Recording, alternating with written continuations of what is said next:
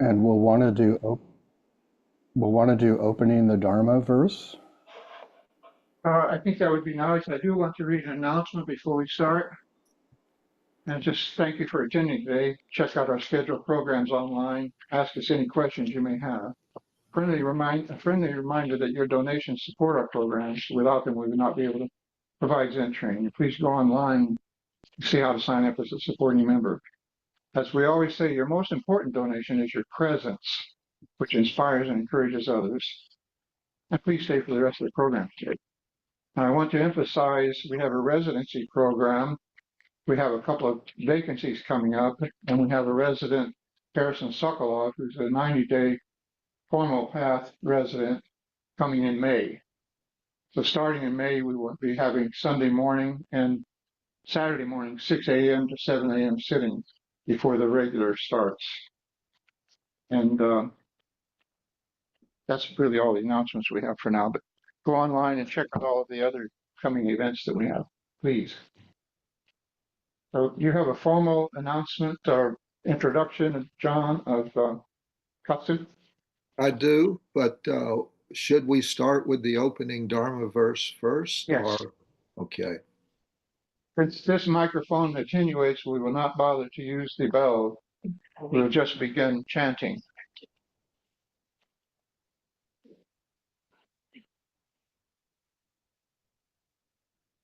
The unsurpassed, Profound and wondrous Dharma is rarely met with, even in 100,000 million kalpas.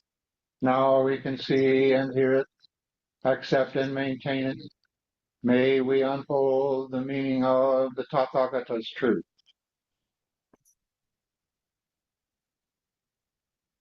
Good morning. Lord, I'm honored this morning to introduce our speaker. Katsuryu Bill Cooper was a disciple of Matsuoka Roshi for several years back in the 1980s. Katsuryu started training with Elliston Roshi and the Silent Thunder Order in May 2020. He received Zaiki in July 2022 from Sensei Zenku. Since then, he's been active in several STO activities and is currently the chairman of the chair of the Silent Thunder Board of Directors. Katsuryu sits and studies regularly with Sensei Zenku and the Mission Mountain Zen Center. He's also the practice leader of the Bellevue Dharma, a group of local Zen students near Seattle, Washington. Today's talk is titled, In Honor of Matsuoka Roshi, the 85th Anniversary, A Beginner's Talk in Zen. Katsuryu, we welcome you.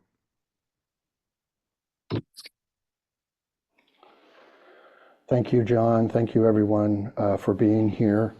I'm honored as well that you're here.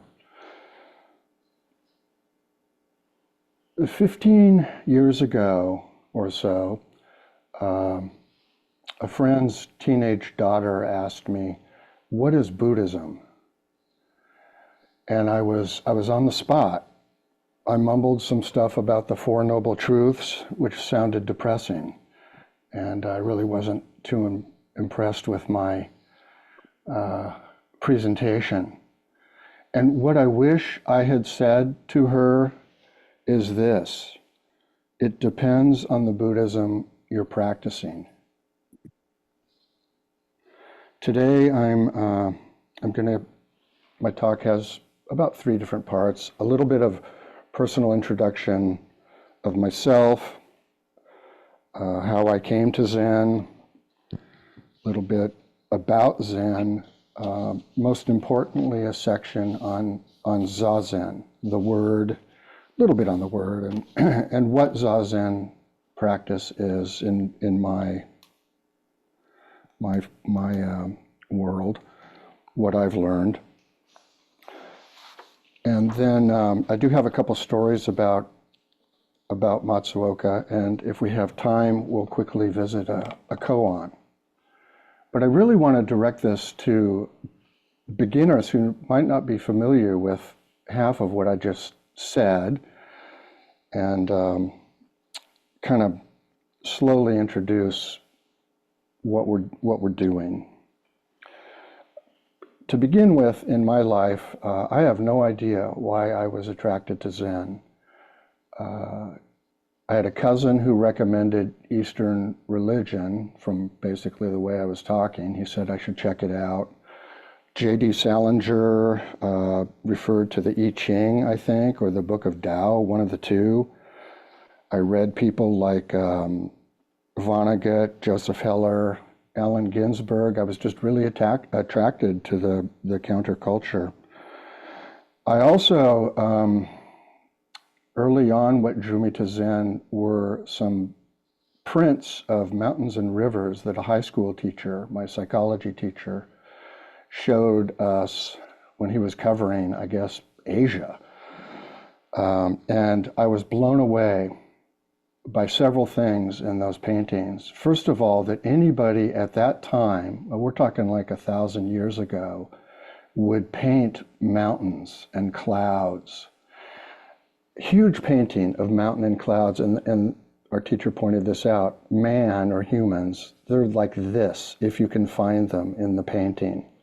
The painting is really about nature or some unspeakable, wonderful force, element, whatever you want to call it. But I was very much drawn to Zen's affinity with nature and closeness to nature. My next milestone, a couple of years later, after I had graduated, I was in my early 20s, and I picked up Zen Mind, Beginner's Mind.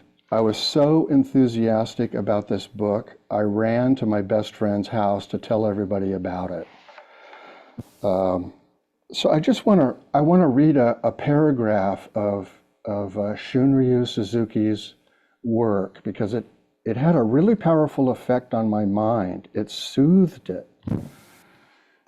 So he says, more important than any stage which you will attain is your sincerity, your right effort.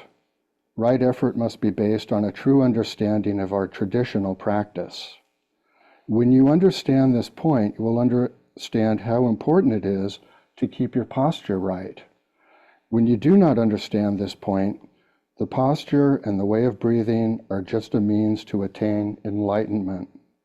If this is your attitude, it would be much better to take some drugs instead of sitting in the cross-legged position. If our practice is only a means to attain enlightenment, there is actually no way to attain it. We lose the meaning of the way to the goal. But when we believe in our way firmly, we have already attained enlightenment. When you believe in your way, enlightenment is there. But when you cannot believe in the meaning of the practice, which you are doing in this moment, you cannot do anything. And he just goes on. So when you believe in your way, enlightenment is there. And I didn't exactly know what he was talking about. I mean, it's not like I read this and said, oh yeah, that's me. I read it and thought, that sounds like a wonderful way of life.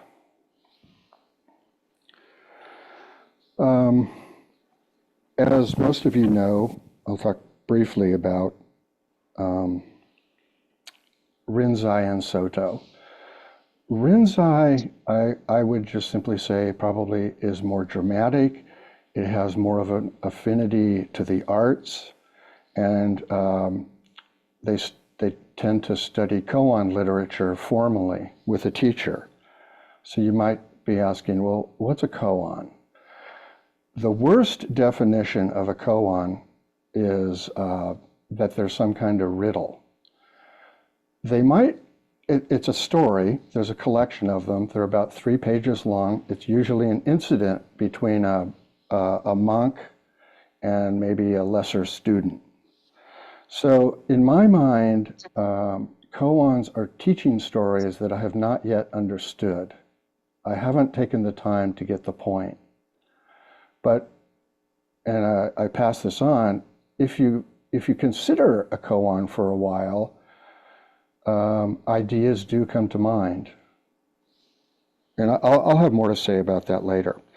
And our school, the Soto school,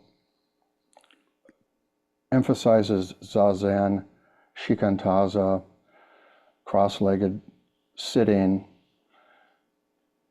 Our style, which I'll go in, our style is consists of three components: the posture, the breath, and our awareness or mind. We used to call it mind at Matsuoka's, and we would give these instructions before every sitting.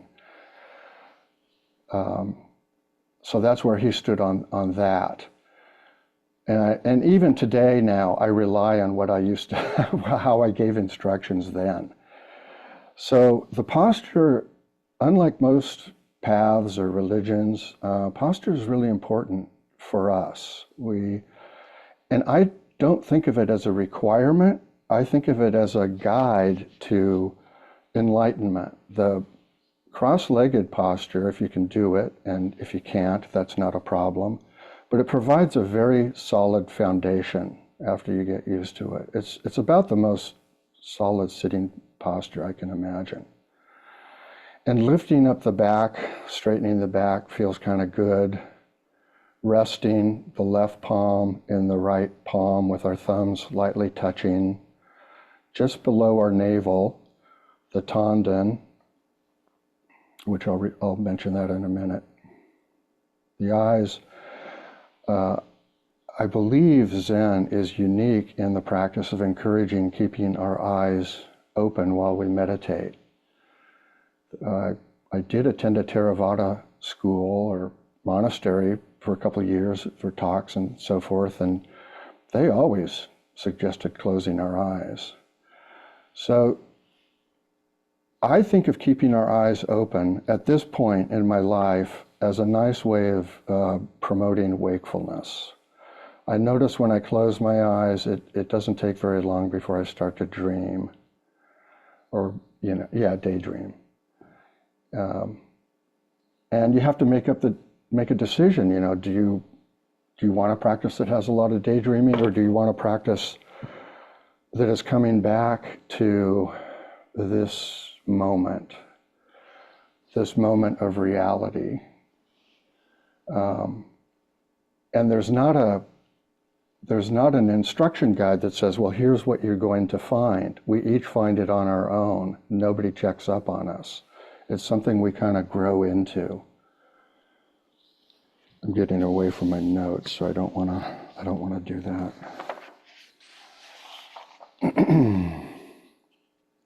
So the breath, continuing just brief instructions on Zazen. The posture, the breath, took me a long time to hear to this one. We are not trying to do anything special to our breath.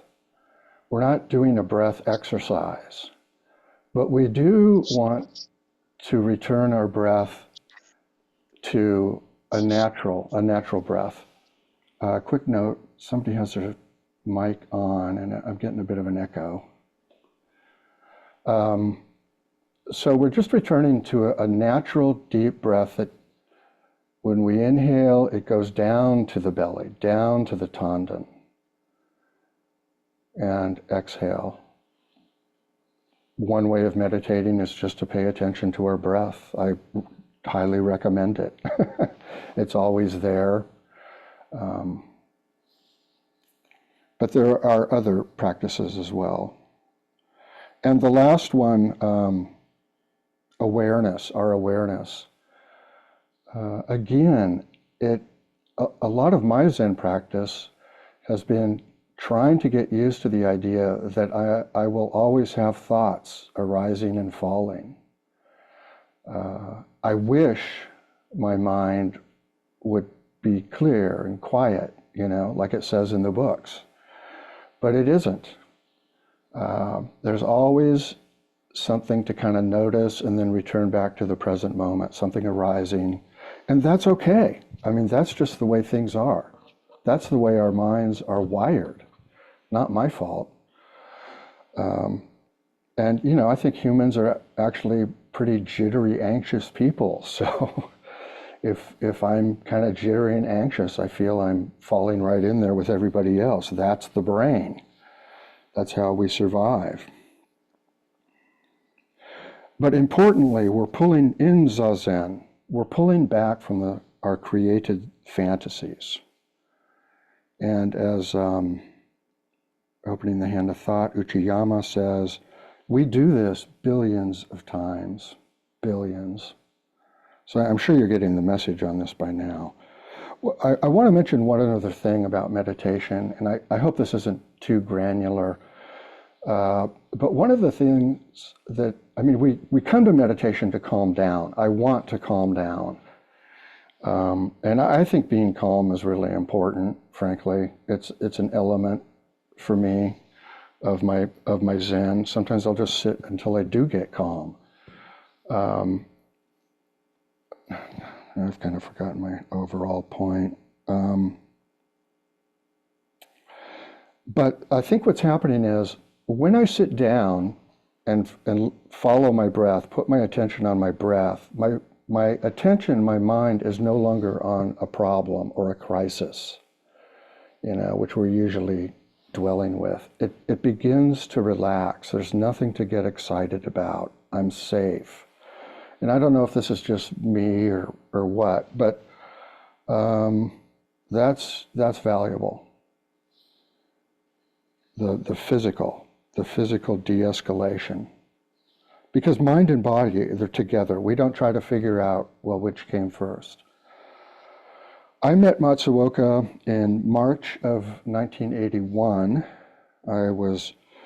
I'd been working for 2 or 3 months in a recovery center in Orange County. I was 28, and I'd heard of the Zen Buddhist temple 3 years before and wanted to get there, but I never quite made it until 81. And I consider Matsuoka an absolute pioneer of Zen in America. He was one of the very first to teach Westerners, born in Japan in 1912. He talked once or twice about his father, and I had one conversation about his father. I was telling him I was going to go study with another teacher, so it must have been like 88 or 89. And he said, you know, that's fine. And he just told me about his experience with a teacher, that his teacher, his only teacher, was his father, had been his father. And that's the way the path was for him.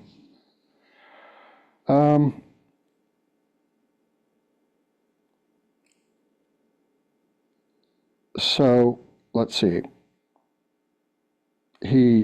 Matsuoka lived and trained in his father's temple. He completed formal Zen priest training at Sojiji. He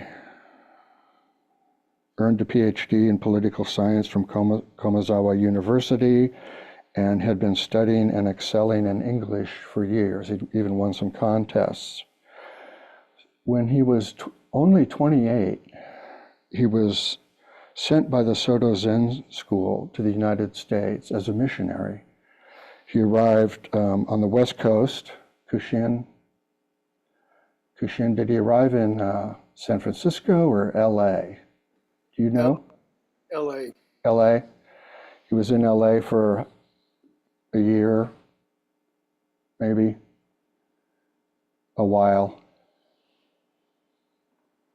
And then traveled and was at the San Francisco Zen Center prior to Suzuki, actually, and assisted in the selection of Suzuki. I'm getting that information from Matsuoka. So what I want to point out here, it's 1940 when Matsuoka arrives in the United States. This is just prior to World War II with the Japanese. And there had already been, and political relations between the two countries were very tense, and there were trade war problems. And nevertheless, Matsuoka was determined to come to the United States to teach us, to bring Zen to us. As I assume, news of the upcoming arrest and detention encampment of Japanese on the West Coast was probably becoming a rumor or whatever. Matsuoka moved to Colorado briefly. He did some training with the military for a little while, and then, for whatever reason, traveled to Chicago, where there was a group of Japanese people that supported his establishment of a congregation, and that's where the Zen Buddhist temple how the Zen Buddhist temple began. And he taught there from, I don't know exactly, there was a bit of a transition to teaching Anglo white students, probably into the early 60s and beyond. I'm not going to talk too much about Chicago other than Elliston was there. I never got Matsuoka's opinion about LSD. But he was he was in the prime of his life. He taught Zen with determination. There was no wishy-washiness among his students. Yet Matsuoka taught all people who wanted to learn Zazen. He conducted weekly Buddhist services and often spoke with schools and at community events. He continued relations with Soto, Japan by visiting annually. He named a Dharma successor, Kongo Roshi. Then Matsuoka moved to Long Beach in 1970-71 to establish the Zen Buddhist temple there. Are there any questions at this point? Any? Okay. I want to describe his Zendo briefly. It was very... We do have a question here. Yes. I had it muted. The Steve Carr here, Shirio. Just a quick historical question. I had understood that he was in one of the Japanese concentration camps, and I believe I heard you say that no, not that he intentionally avoided that, but that he went inland, so he never went through the camp experience. Is that correct? I never heard him talk about being in a camp. But when I think asked may him have what he... on it very briefly, but in those days they suspected every Zen priest Yes. being a spy for Japan, and he wasn't. Yeah. We have an FBI interrogation of him, which is really a hoot to read. Oh, that's funny. I'd love to see that. I'd love to see that. So, yes, Katsuryu, we Zenku. also had a hand up from Zenku. Yeah, very good. Yeah, no, I think, definitively, we don't have evidence per se of him being in a concentration camp or it being an internment. But I will say that Kongo Roshi once relayed to me a story that Matsuoka Roshi said to him. So Kongo Roshi was my first teacher, and that he indicated that he was. So I don't think we definitively absolutely know one way or the other, but we haven't really come up with any evidence. The other thing I wanted to mention is that, when Matsuoka Roshi came to this country in 40, he came here, Sotoshu, the headquarters of Soto Zen in Japan, sent him to this country to serve the Japanese community. It wasn't as if Matsuoka Roshi was thinking about, all the Anglo folks in this country and going to convert them. It was to serve the Japanese community, but it just evolved over time that, young people in the 60s, young people came to the temple on Halsted Street in Zen Buddhist Temple of Chicago. And, Kongo Roshi helped him figure out what are we going to do with these folks? So we better teach them how to practice Zazen. Anyway, I just wanted to mention that. Thank you. Thank you for the questions and comments. I did not- believe we've got a hand up from Hojo too. Can I just make one comment on this issue? Caveats on this. Matsuoka told me that he had taught Japanese in the internment camps Zen meditation. Mm. And the reason he so assiduously studied English in Japan was precisely so that he could teach Westerners. And his mother told him, go die in America, and he did. Thank you. Yep, I had that in my notes. You guys are taking away my talk. I thought that, I still ponder that. A mother saying, go die in America.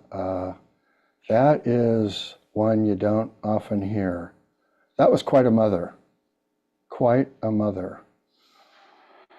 Okay, let me sort of get through this and then we can open it up again.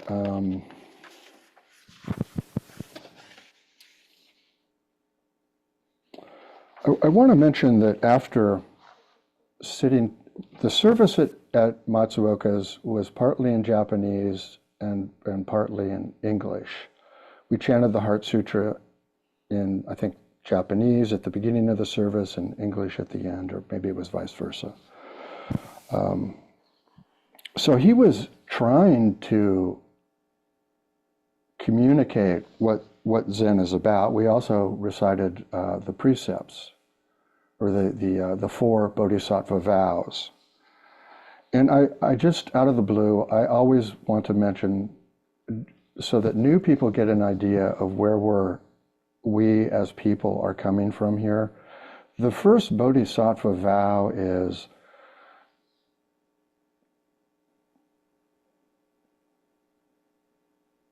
what is it? Delusions are inexhaustible, I vow. Beings are numberless. Beings are numberless, thank you. I vow to free them. I do know it, but I just think that is such a beautiful expression of what we're up to here. You know, it's endless what we're doing. We don't know about the beginning and the end. We're just doing it. We're trying to be non-harming. We're trying to be helpful.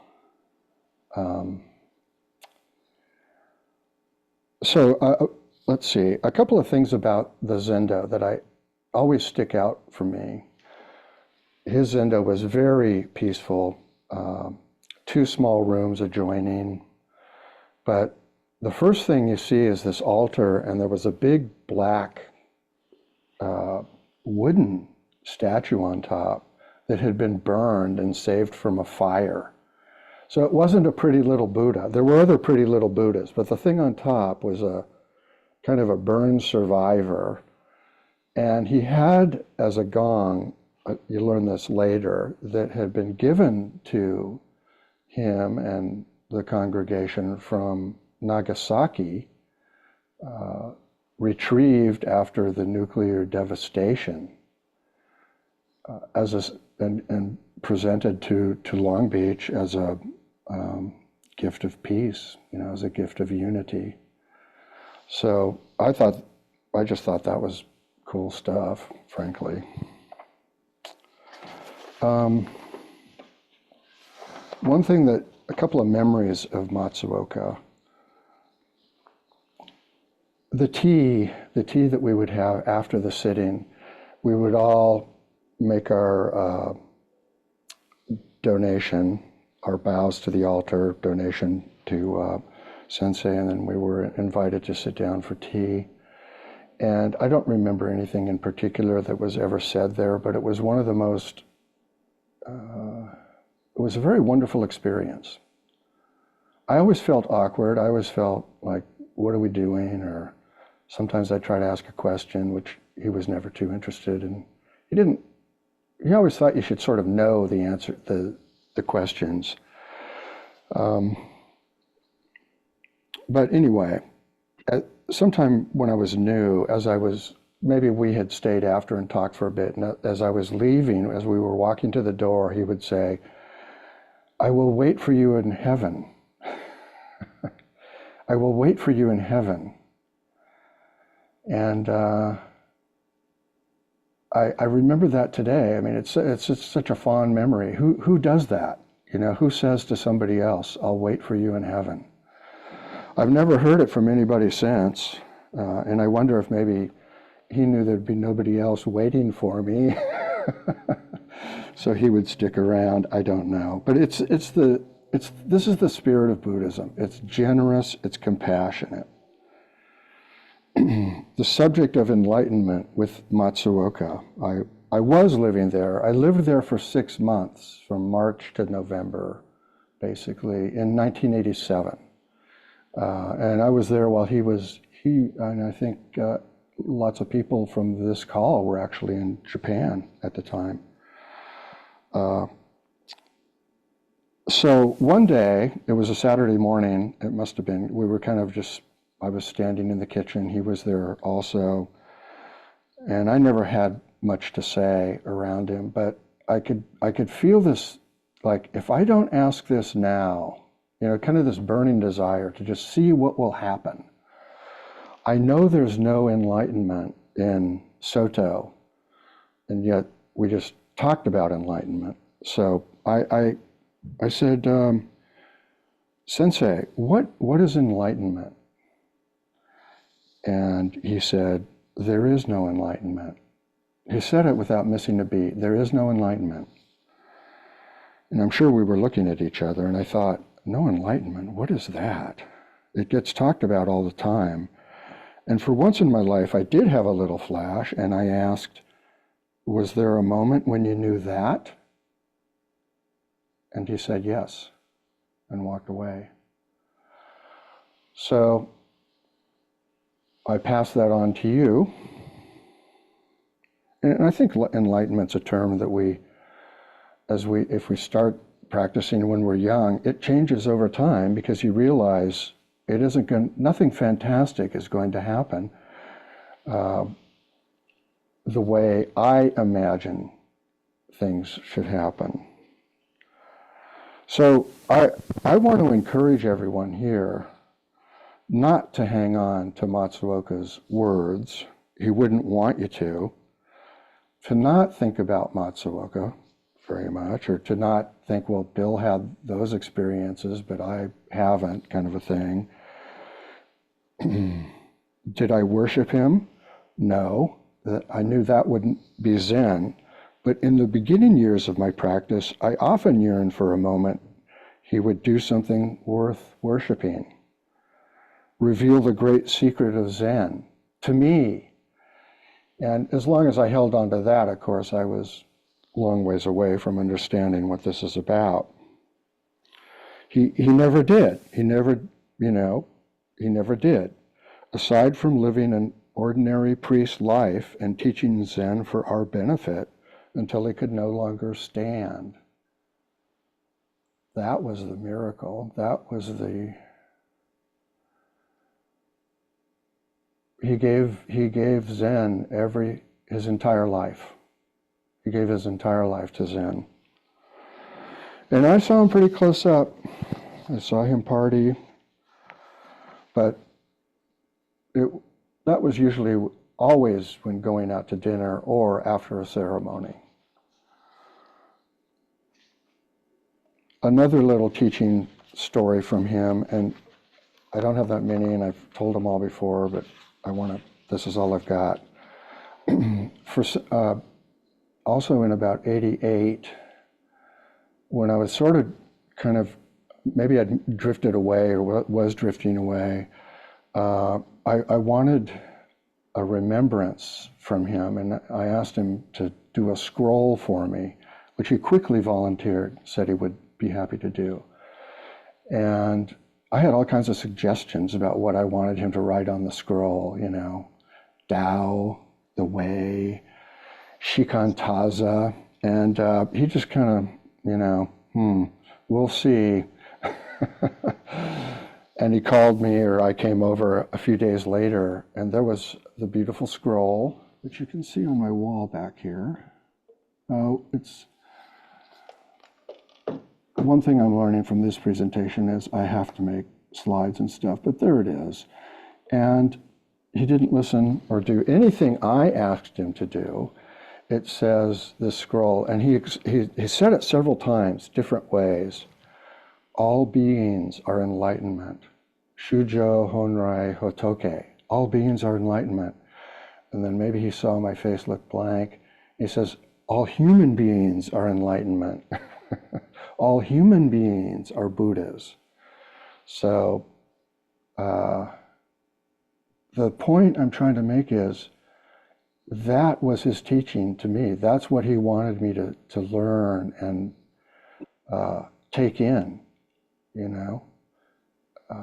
The compassion behind that scroll is immense.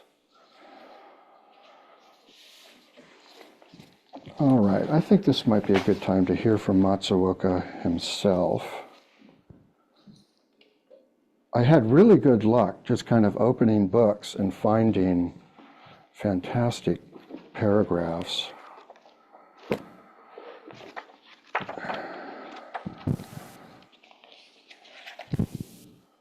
This is from the Kiyosaku. You can get it from Lululemon, Kiyosaku.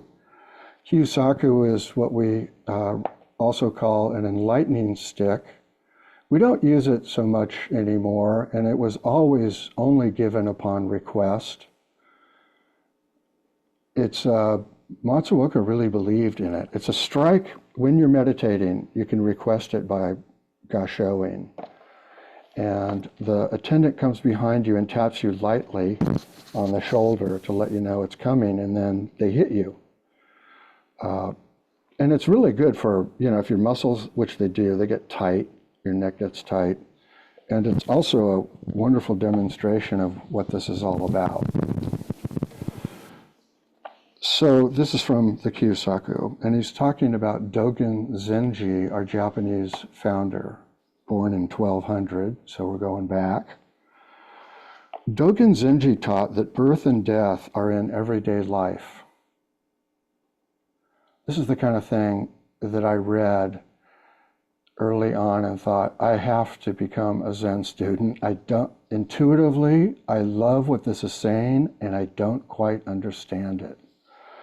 Dogen Zenji taught that birth and death are in everyday life. They are like a continuum with no place marking their distinct separation. So let's just take that in for a minute. He's saying birth and death are a continuum. Like flowing water, birth and death merge into one. You can cut a stream of water in any place, but you will find that each segment is exactly like the other.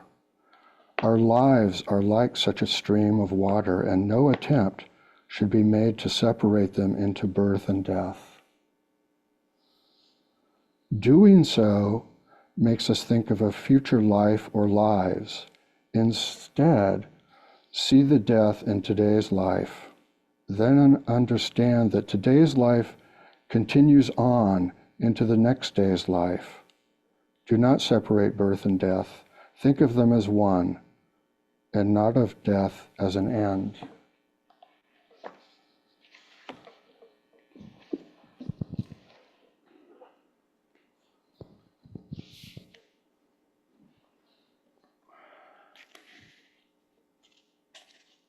So,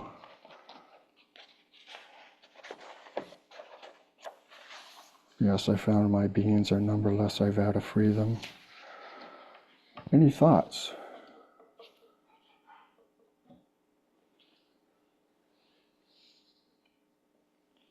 I'll mention a couple of other, and if there's a teacher here that, you know, if I'm getting off base, please raise your hand. And, Oh, let me interrupt you. I have to turn on the mic in order to say anything. Tell them the story about when you were leaving one day and you said something to Matsuoka about when I die, and he cut you off instantly. Oh yeah, thank you. Yeah, that was another moment. Kind of a Saturday morning moment, and I started a sentence with, "Yeah, when I die, Sensei, when I die," and he just cut me off. He said, "You don't die." And what can you say? You don't die. For those Thank who you. are, Thank you. I said thank you, but spend a lifetime on that. for those who are interested and want to follow up, I know the festival that he's referring to in Dogen. It's the firewood and ash metaphor. What follows that?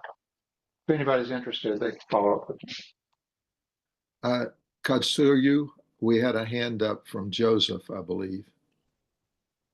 Oh, well, when you asked for questions and comments, I just wanted to say it was absolutely beautiful, even like a very luminous discussion of your path of Matsuoka's teaching. I guess, I mean, if I had to try to offer a comment or a question, I think maybe I keep thinking about that initial question that the young girl posed to you about the meaning of Buddhism, which obviously that's in some ways like one of the deepest questions, like what is it? What are we doing? And um, I'm struck by like the shape of your answer. You didn't give like a super explicit formulation, but you sort of pointed to, the desire, enthusiasm, the this aspiration for enlightenment that energized, electrified you as a young person. And then again, you saw in Matsuoka teaching throughout his life, until he couldn't stand, trying to teach people about Zen. And there is like a holy exuberance or excitement that can flow out of the radiant well-being that we can touch in Zazen. And in any case, I don't know. There's something very luminous about that struck me as related to the inner light or turning the light around that we're trying to do in meditation practice. And it was a very good just set of instructions about meditation, just reminding us of the core elements. Anyway, I really appreciated this. Thank you. Thanks, Joseph. Any other questions? So I would say yes. But we have one here. Yes. I'm John Lyles, Tazan. I just wanted to make a couple of remembrances of the times that I encountered Matsuoka Roshi when I first started coming to the Zen Center. I don't have real close direct memories of him, but I do believe that he was there for my Jukai ceremony, and I'm very very fond, almost to the point of attachment, to the calligraphy he did for my rakusu, and I treasure that very much. And I also have a sort of dim memory of us going for a meal at a sushi place in Pershing Point at some point. But I do remember Matsuoka as being a very calming presence. Thank you. Interview to speaker.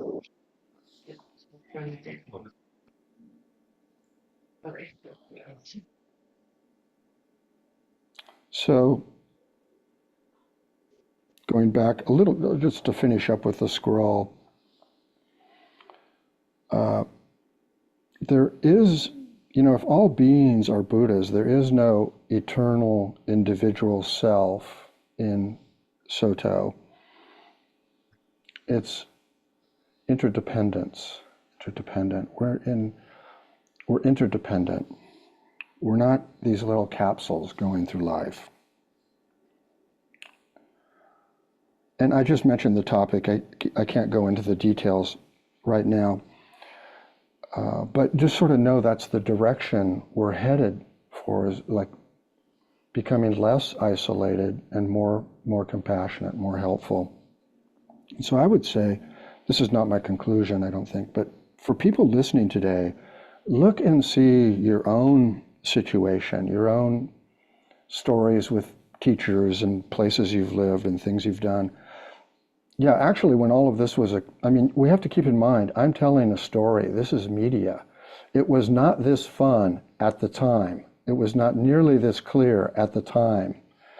I'm having a good time now, and I heartily recommend, for me, I am so grateful that I practiced Zen throughout, my life, because I can step outside. I step outside and I have a blooming camellia, let's say, or I have a Kannon cherry tree. I don't need to fly to Japan anymore. I can really take in where I live, what's next to me, what my limits are, and be satisfied with it. I can see, I'm basically trying to look at this moment.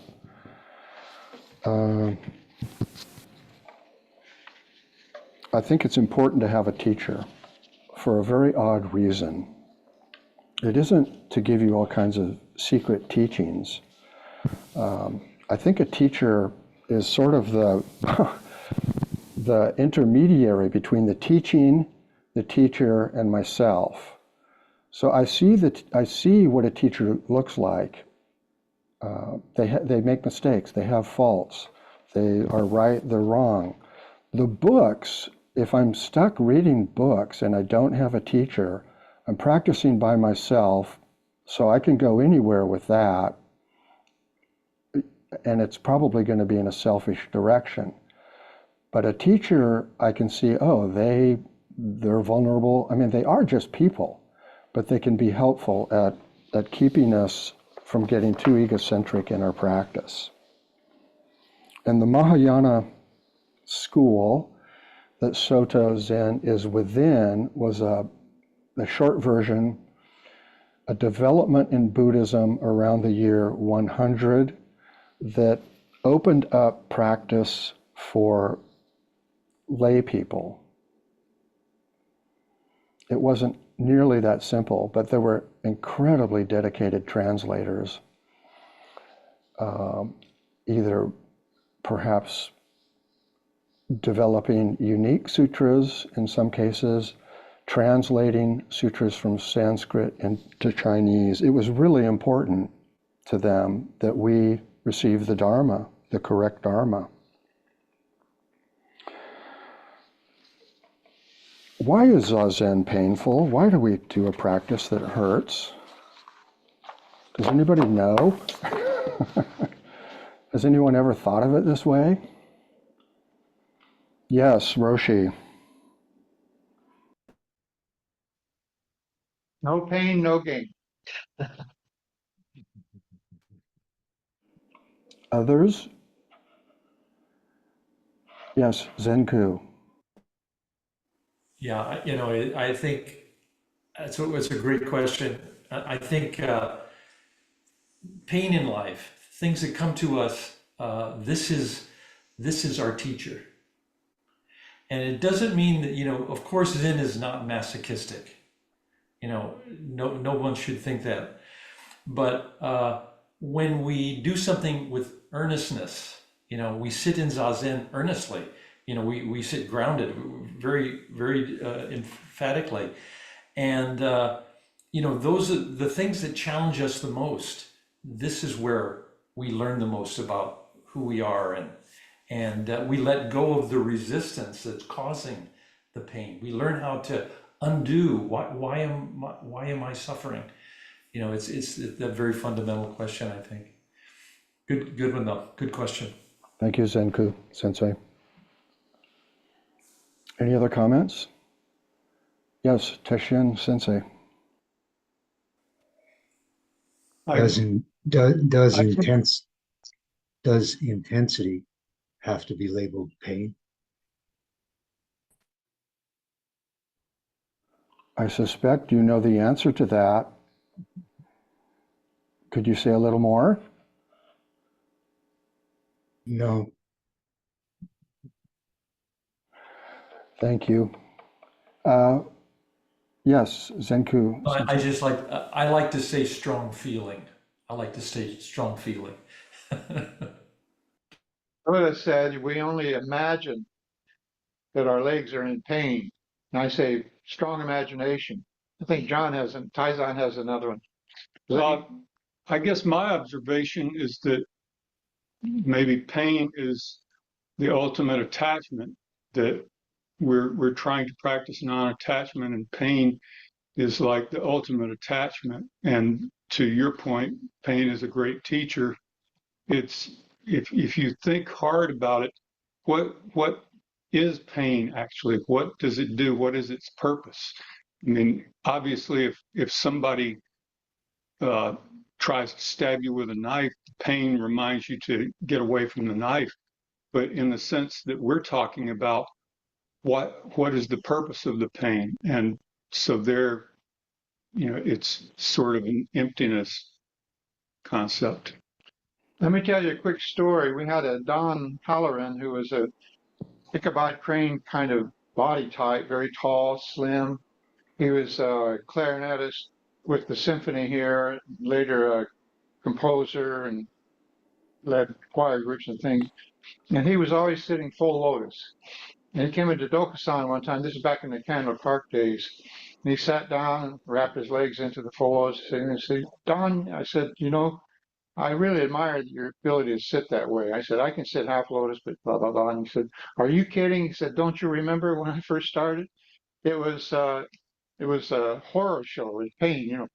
And he said, no, but I was sitting there one day waiting for the goddamn bell to ring, as he put it. And he said, all of a sudden I was floating off the floor, 4 inches off the floor, no pain. There was a famous story of a famous Japanese or Chinese master who had an awl, which is like an ice pick. And when he'd start to fall asleep, he'd stab himself in the thigh to wake himself up. The body sends endorphins and fixes the pain. So I think part of the metaphor here, I don't want to get Steve started on biology, but if you can allow yourself to sink out of your comfort zone into that pain and examine it, there will come a turning point where the agony turns to ecstasy. I think I remember you saying, Hojo-san, that the people who experience the least pain have the most trouble with the teaching. If it's too easy, if it's too comfortable. I believe, Ungan, I I'm- believe you had a hand up. Yeah, it is. Depends on what you mean by pain in practice. I enjoy my sitting. I enjoy. It helps me get through the rest of the pain in my life. But now, if you're going to call practice sitting only, then I gave up that cross-legged stuff. Still sit on a mat, but not about pain. You can avoid the pain. You can try different positions. If it gets too bad, you get in a chair, which I don't have to do much. But anyway, that's my comments on pain.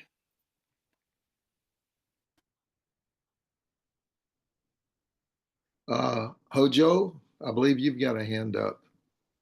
Yes, Zen is not known for its limericks, but one of the primary Zen limericks is, there was a Zen Buddhist named Neil who said, although pain is not real, when I sit in Zazen and my knees start to bend, I just like what I fancy I feel.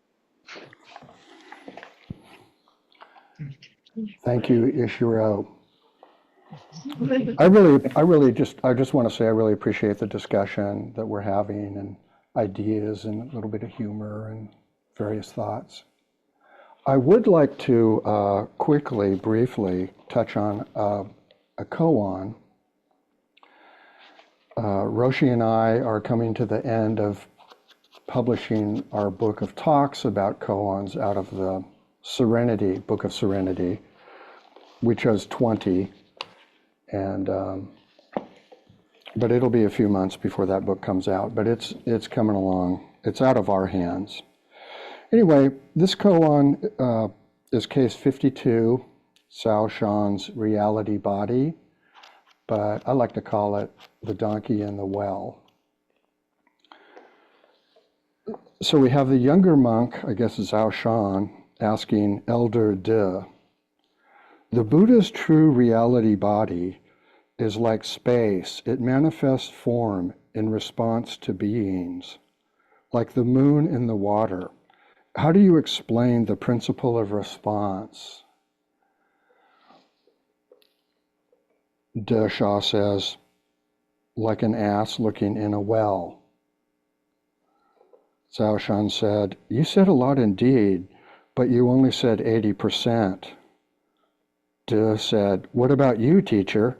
Oh, so I guess Zhao Shan is the teacher. Zhao Shan said, it's like the well looking at the ass. So I know this is hard if you're just hearing it. So Zhao Shan asks, he's testing this guy. The Buddha's true reality body, in other words, the absolute, is like space. It manifests form in response to beings, like the moon in the water. So he gives a simile, life is like this. It's like the moon in the water. What do you have to say? So it's a typical challenge. And De says it's like an ass looking in a well. You wouldn't believe how much discussion Roshi and I had about that line. He very much takes the position that we have to think of this donkey as literal. We have to get into the idea of it's got its head in the well, it's sweating and breathing, because he's seen a donkey. But anyway, it could be that they're sitting there looking at a donkey looking in a well. I tend to kind of go with that. I once gave an answer to a koan. I was on the phone. I said the rhododendron tree. This wasn't here. I said the rhododendron tree, and the teacher said no. And I said, but I'm looking right at it. He said yes. So I was having the experience. It wasn't an idea. And maybe he's commenting on the experience of, and think of it, what is a donkey doing looking into a well? What is it seeing? Why is this something donkeys do? So we didn't know. And so Zhao Shan says, yeah, pretty good. And the other guy says, well, what would you say? It's like the well looking at the donkey. And there's the psychedelic part. The well has a kind of being, is part of the connection. It's not inanimate. Very important Zen teaching. So you have kind of the donkey and the well in a reciprocal relationship. That's what's going on. But also less common sense, the well is looking at the donkey. That is the complete Dharma reality. That's the complete story. And I have a comment from Wick. Can't remember his first name at the moment. In other words, your true self is vast and boundless, conforming to things and manifesting shapes like moon in water. If you totally realize yourself like the vast empty sky, you see that you manifest according to circumstances. Really? If you totally realize yourself like the vast empty sky, you see that you manifest according to circumstances. But the truth is, whether you realize it or not, that's what's happening. I like that, Roshi once said to me, you're on the path whether you know it or not. But we're practicing knowing. We want to be conscious as we can here. And I've learned so much from my years here. I'm just very grateful to my teachers, to the Sangha, to all of you that showed up and listened to the talk today. I wish you well. Thank you.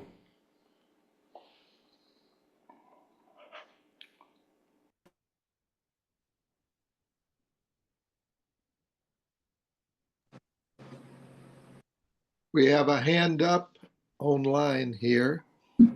Kuwasan.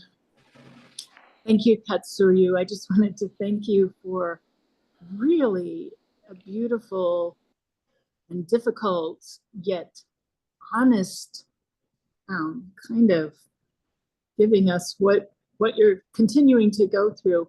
I think that can be very, very difficult. And there were many, many stories I had never heard before. So I really appreciated that as well. And my dog just saw a coyote. So goodbye. Thank you, Kuwa-san. We have a hand up from Kushin. Yes, thanks, Katsuryu. Again, your lovely, calm demeanor helps all of us not get too crazy when we pop around with our own thoughts based on your thoughts. And particularly what I loved about your presentation is you brought us into a dialogue with a teacher. And this is something many of us have been or are beginning to experience in our own lives of Soto Zen and Zazen practice. And we don't need an answer. Often we just need, as you spoke earlier, directionals, something to consider. It's not about forming a final opinion. It's about experiencing the shape of thought and the shape of practice. But again, your presentation allows us that liberty to go beyond our thinking being and again, assimilate this into a practice of awareness. Thank you, Kushin. I appreciate it.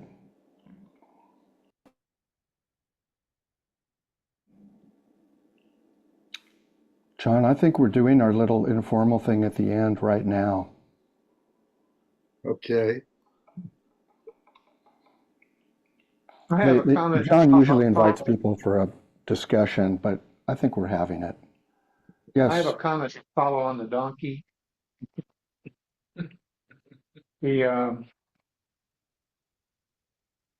Again, contextualizing, donkeys were very important, and they were work animals. They, if you had to plow or farm or something, they probably pulled the plow if you had a plow. And donkeys are related to horses in the vernacular of Zen. There's an old saying, Dogen, the horse arrives before the donkey has left. So in this analogy or metaphor, the donkey represents, Nirmanakaya, stubborn ox, the ox, the incarnated person, born of body, mouth, and mind, all the desires that come from being incarnated, the donkey. But the horse represents enlightenment or awakening. Awakening is a better word than enlightenment. Waking up to the facts of reality and so forth. And the horse arrives before the donkey has left. Means we don't simply get rid of delusion and thereby become enlightened. The enlightenment is in the delusion. The awakening is based on the delusion.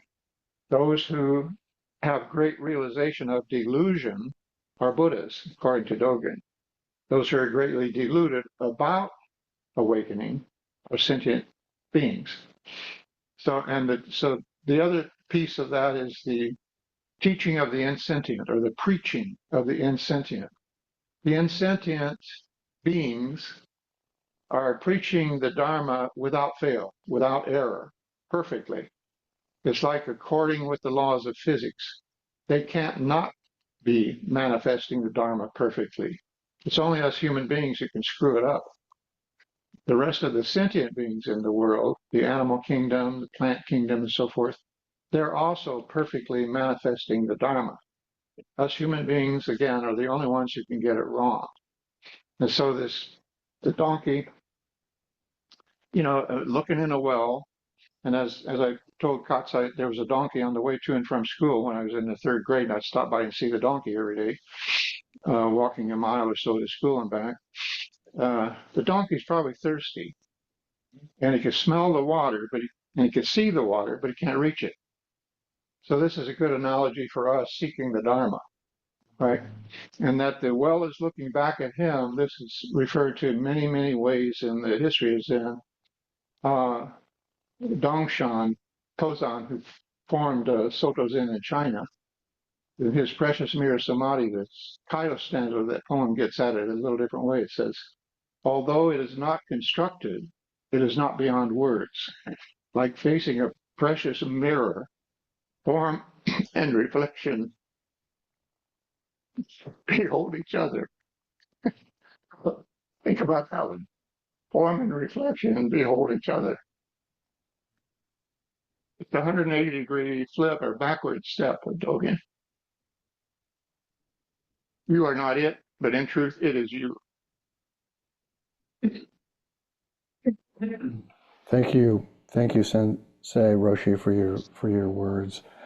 I coincidentally, I'd thought about that passage in the, I think, is it in the Genjo Koan, where Dogen talks about the walls and grasses, and do you recall, Roshi, preaching the Dharma? I got turned off for a moment there. Yeah, it's because earth, grass, trees, walls, tiles, and pebbles all engage in Buddha activity. The earth, grass, trees, walls, tiles, and pebbles all engage in Buddha activity. So we're uplifting Buddha activity. We're uplifting the ongoing Buddha Dharma by engaging in Buddha activity. But everything is already engaging in Buddha activity. Everything is already manifesting awakening. Myriad objects partake of the Buddha body. This is in your awakening. Buddha said, how delightful, something like that, how wonderful. I am awakened with all beings.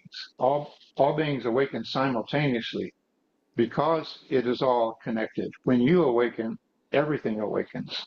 Mm-hmm. That's not woo-woo, that's just the facts.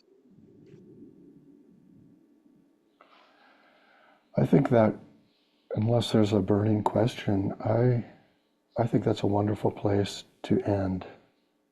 We can close with the four great vows as usual. Again, no bells. Yes, if you're new, just kind of listen. We do them 3 times. Beings are numberless. I vow vow to free them. Delusions are inexhaustible. I vow to end them. Dharma gates are boundless. I vow to enter them. The Buddha way is unsurpassable. I vow to realize it. Beings are numberless. I vow to free them. Delusions are inexhaustible. I vow to end them. Dharma gates are boundless. I vow to enter them. The Buddha way is understood. I vow to realize it. Beings are numberless. I vow to free them. Delusions are inexhaustible. I vow to end them. I vow to enter them. The Buddha way is unsurpassable. I vow to realize it. Thank you for your patience and listening. Wonderful talk, Katsuryu. Wonderful, wonderful. Thank you, It everyone. wasn't a talk. Like Buddha, you didn't say a word.